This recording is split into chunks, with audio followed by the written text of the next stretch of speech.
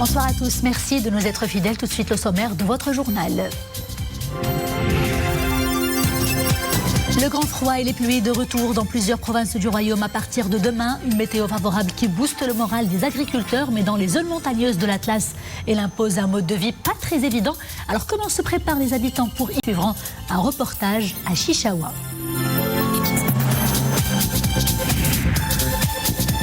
Un premier cas de contamination par le variant britannique du Covid détecté aux portes Angemed chez un Marocain arrivé d'Irlande à bord d'un bateau en provenance de Marseille. La charge virale de la nouvelle souche devrait-elle nous inquiéter? Une question parmi d'autres que nous poserons à notre invité, le docteur Mouad El-Mrabet, coordonnateur du Centre national des opérations d'urgence de santé publique au ministère de tutelle. Et puis, page cinéma à suivre en fin de journal, coup de projecteur sur un émouvant court-métrage qui nous parle du pervers narcissique et des ravages qu'il fait autour de lui. Ça s'appelle Les larmes de la bougie, un film de Salwa Lagragui qui interpelle les consciences et qui met la lumière là où le bas blesse. Bonsoir. D'abord, ce message de félicitations adressé par Sa Majesté le Roi Mohamed VI à Monsieur Faustin Archange Touadéra suite à sa réélection à la présidence de la République centrafricaine. Le souverain se réjouit de la volonté commune des deux pays de renforcer les liens séculaires de fraternité et de solidarité et d'en faire un modèle de coopération au service de l'unité et de la prospérité du continent africain. Préparez-vous, ressortez vos parapluies, mais également vos vestes chaudes et vos doudounes imperméables, car les pluies sont de retour à partir de demain. Effectivement, ces fortes précipitations vont intéresser plusieurs provinces du royaume. Dans un bulletin spécial, la météorologie nationale annonce une alerte de niveau de vigilance orange sur le Rif occidental, le Loukous, le Gharb, l'ouest de la Méditerranée et le Tangérois. Elle annonce également des pluies modérées sur les côtes et les plaines au nord de Safi, le Saïès, les plateaux des phosphates et la Méditerranée. Et enfin, un temps assez froid sur les reliefs, l'oriental, le sud-est et les hauts plateaux. Et justement, les effets de ces rudes conditions météorologiques sont, comme vous le savez, particulièrement palpables dans les zones montagneuses de l'Atlas. Les habitants s'organisent comme ils peuvent pour y faire face. Avant même l'arrivée de l'hiver, on se prépare avec les grands achats et on stocke vêtements chauds, marchandises et produits de première nécessité au cas où les routes se retrouveraient occupées, plutôt coupées par les chutes de neige. Un mode de vie qui n'a bien entendu rien de rose. Omar Jleidi et Boubkar Ben pour le commentaire. À Chichaoua, les hivers sont rudes. Les températures sont négatives et descendent souvent sous les moins 5 degrés. Dans les douars en montagne, les habitants se retrouvent autour d'un bon feu. Les journées sont longues, la neige, le froid et les dernières précipitations ont causé quelques dégâts aux habitations. On ne peut rien faire dans ces conditions climatiques difficiles. Les enfants doivent rester au chaud, nous avons des problèmes d'infiltration d'eau du plafond, on se protège avec du plastique. Rares sont ceux qui mettent le nez dehors, sauf pour aller chez l'épicier du coin. Mohamed fait tourner son commerce comme il le peut. Ses achats, il les fait dans la commune d'à côté, de peur de rester bloqué à l'arrivée de la neige.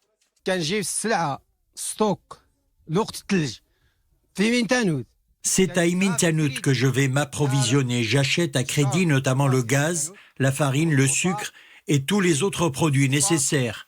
Le problème, c'est que je vends aux habitants à crédit. Je compose avec cette problématique.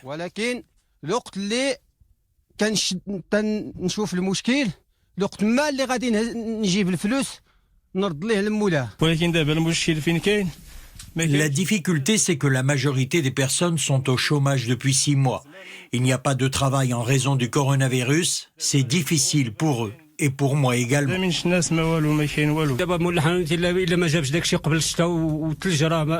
L'épicier fait des provisions en quantité avant l'arrivée de l'hiver et de la neige. Tous les produits sont stockés chez lui, à la maison.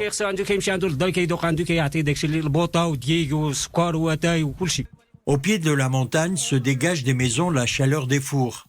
À Chichaoua, le mercure restera en baisse. Les températures prévues oscilleront encore entre 0 et moins 5 degrés par endroit. Un premier cas de contamination par le variant britannique du Covid-19 a été détecté au port Tanger-Med chez un Marocain arrivé d'Irlande à bord d'un bateau en provenance de Marseille.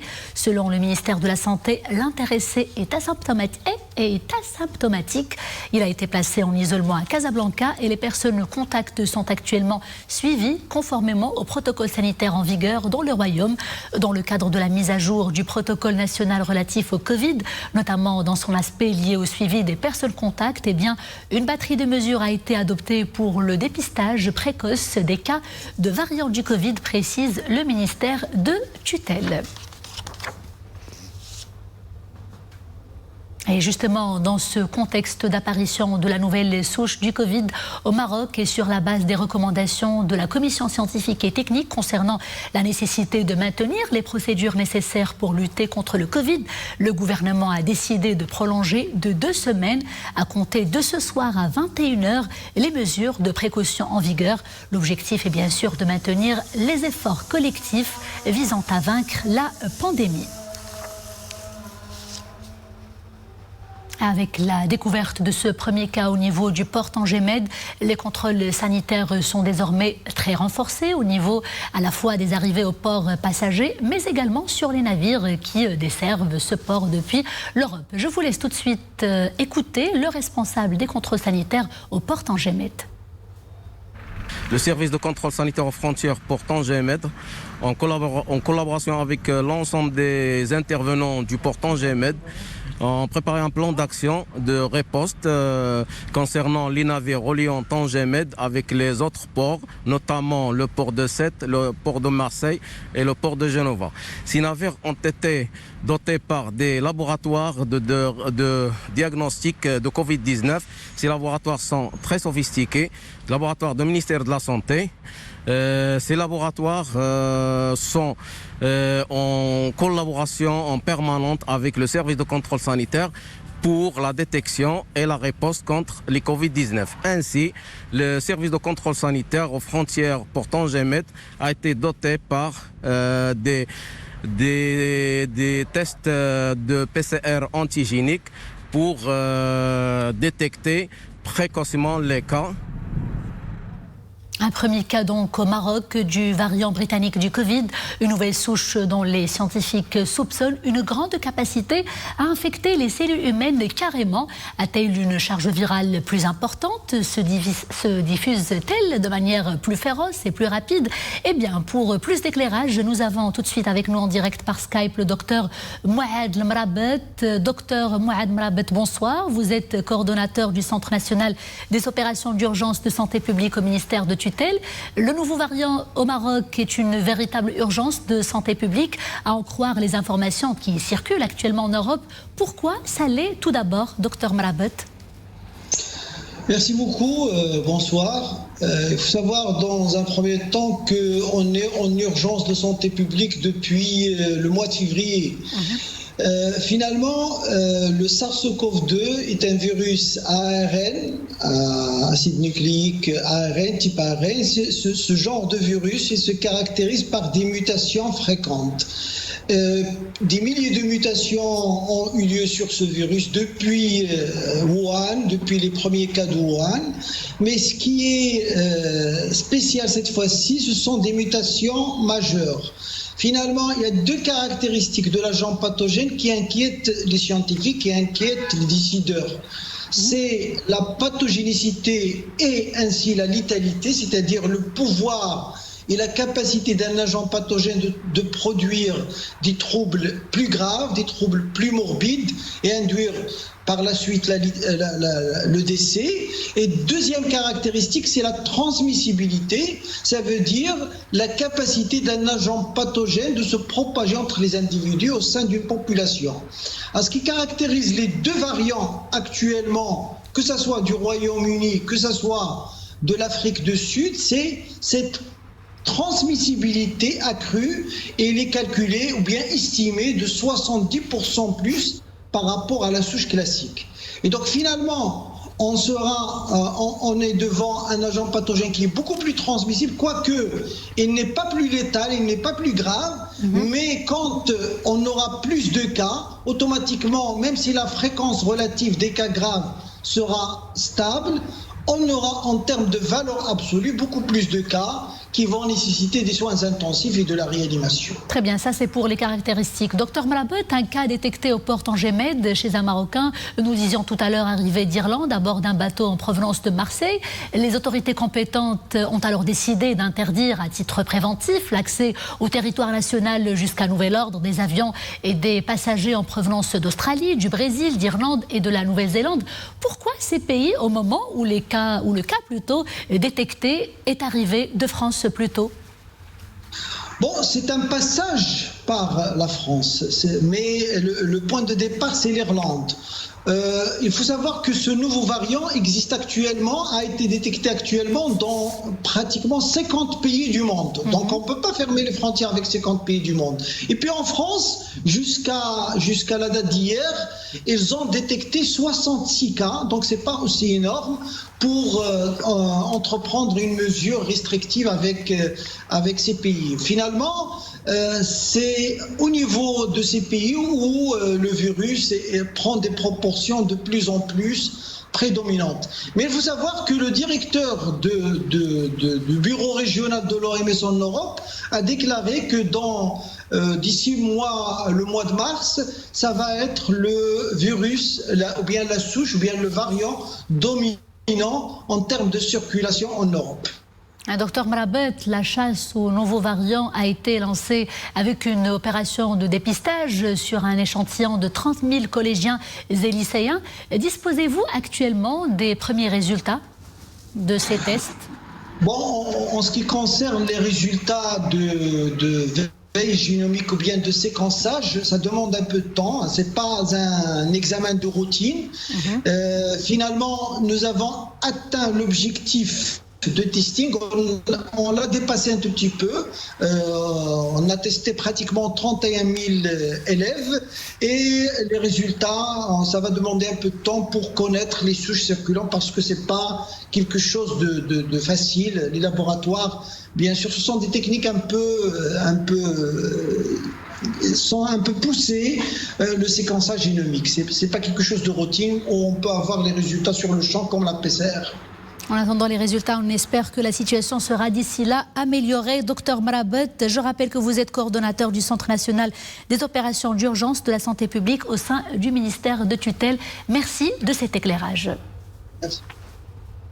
Et Covid-19 toujours, la situation épidémiologique de ces dernières 24 heures, 1246 nouveaux cas confirmés sur un total d'un peu plus de 15 970 tests réalisés, 940 nouvelles rémissions depuis hier 18h et 34 décès.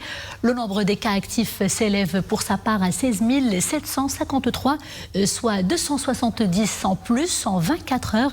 Le nombre des cas sévères ou critiques est de 865, dont 63 personnes qui sont placées sous intubation. Et globalement, ces derniers jours, la courbe hebdomadaire relative au Covid-19 au Maroc a évolué en baisse de moins de 23,9%. Et pour ce qui est du taux de reproduction, le R0, eh bien, il affiche une légère amélioration pour se stabiliser à 0,88, valeur d'avant-hier dimanche. La stratégie nationale de vaccination contre le Covid est le thème retenu pour la séance mensuelle des questions relatives à la politique générale adressée au chef du gouvernement à la Chambre des conseillers. La séance s'est tenue conformément aux dispositions de l'article 100 de la Constitution et c'était cet après-midi.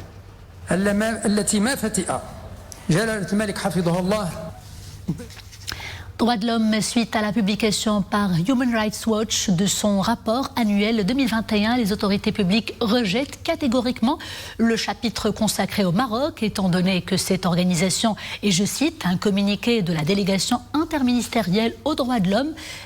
Human Rights Watch persiste dans son approche inappropriée pour l'évaluation de la situation des droits de l'homme au Maroc, tout en faisant fi avec préméditation des prérequis méthodologiques et des normes en vigueur dans le travail des organisations non gouvernementales, notamment l'impartialité et l'objectivité.